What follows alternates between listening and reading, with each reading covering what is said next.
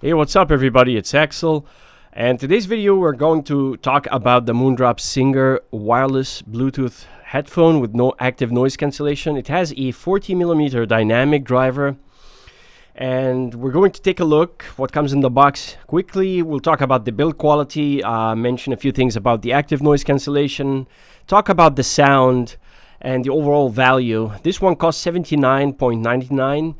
So I will take that into consideration, and then I will tell you the things I like about it, things I didn't like. So let's begin. So what comes in the box? This is the box, by the way.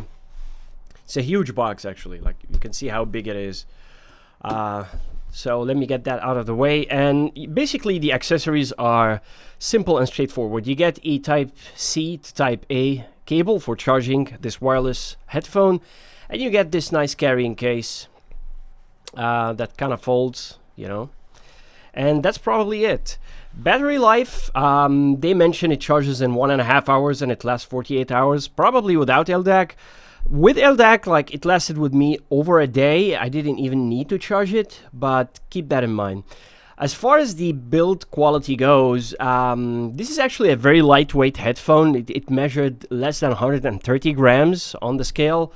So these parts are probably made out of plastic, but these parts right here, these golden looking parts, are actually made out of metal. So it gives it a very solid feel. Clamping force is light to moderate, and as you can see, it kind of like easily spreads out to accommodate your head. Fit and comfort, I had no issues with it. It stays on the head and it's actually very comfortable. Let me show you the headband adjustment. Basically, it has one click, and after that it's a smooth adjustment, so you can adjust it in any way you like. And this headband right here is very, very soft. You don't basically feel it on your head.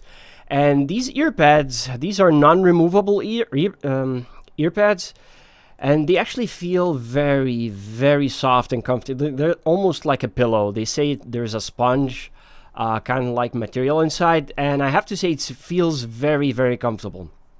And there are a few ways to store this headphone. You can just turn it face side up, or you can just, do it like that, or you can combine both and leave it like that on your desk. Basically store it in the carrying bag and off you go. Let's look at the buttons. This is the USB-C for charging, and right here you can find the volume adjustment left and right for increasing and decreasing the volume. And this is the power button. Press and hold for 2 seconds. It powers on and off. And as you can see here, this is the active noise / transparency mode kind of button. Like, for example, if you press once, it's going to activate the active noise cancellation. If you press again, it's going to turn it off. If you press again, it's going to activate the transparency mode. And it has 2 mics. This is one of them, and this is the other one. And let's take a moment to talk about the active noise cancellation. First of all, this is a closed bag. So basically, when you wear this on your head, even without turning on the active noise cancellation, with it turned off, it actually has an excellent passive noise isolation. Kind of drowns out a lot. Like, I actually had to double check if the active noise cancellation is on, because the moment you put these earpads do a great job of kind of isolating everything, and my ear even doesn't touch the drivers inside or anything, so it kind of like drowns out a lot of the noise.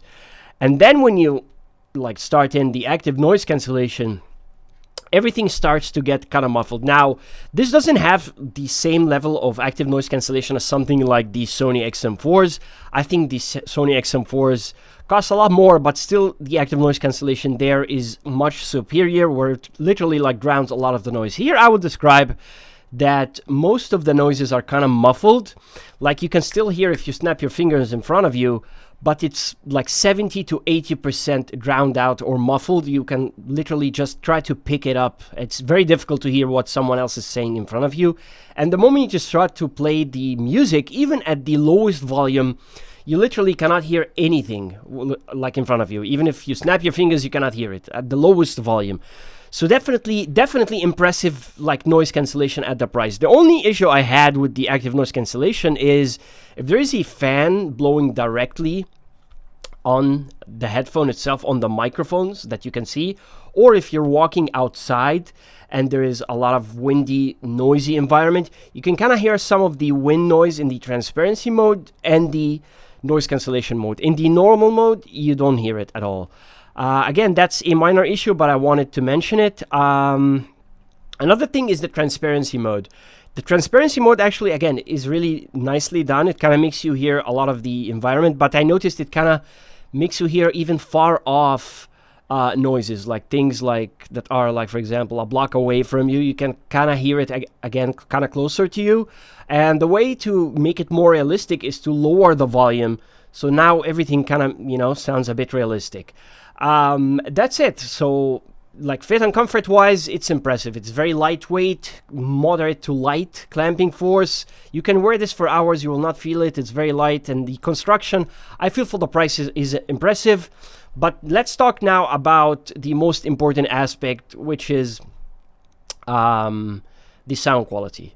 So let me begin by saying I will let you guys understand, like, what exactly does this sound like, because I feel it's very close sounding to two things.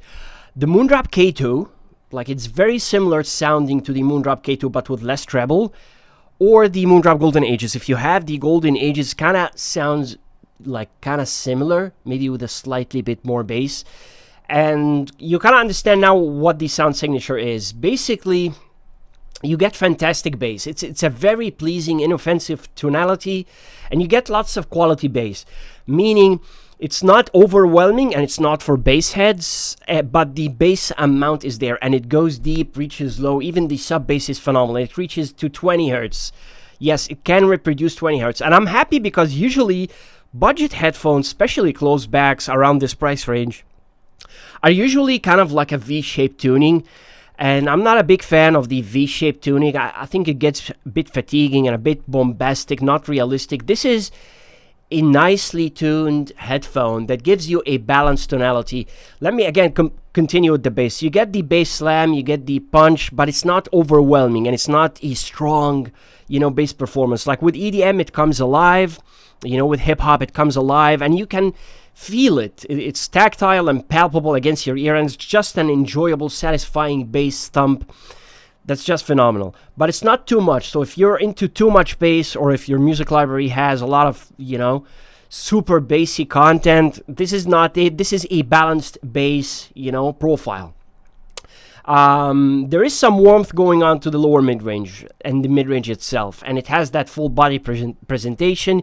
You get the slightly warm vocals, the lush tonality, the natural thickness, the proper note weight. You know, it's definitely a nice timbre going on for it, and it's definitely very enjoyable. Nicely done. I like the mid-range to be, you know, slightly warm, having that fullness going on for it. Makes the instruments sound full-bodied. But another thing is that it has a bit of a mid-range highlight, but it's not something like the Harman, you know, tuned headphones or anything like that. It's a bit relaxed as well.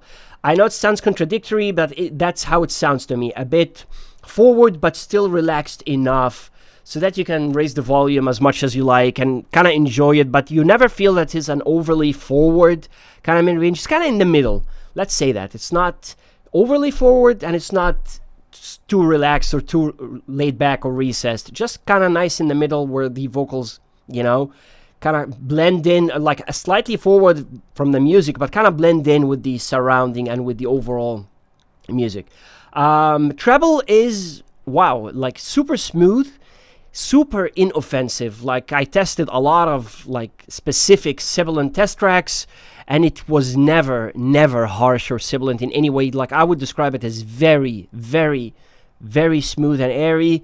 Just phenomenal. It reminds me of the Cadence in a way. Just very smooth, not dark, just, you know, just right. Like even better than a lot of expensive IMs, to be honest.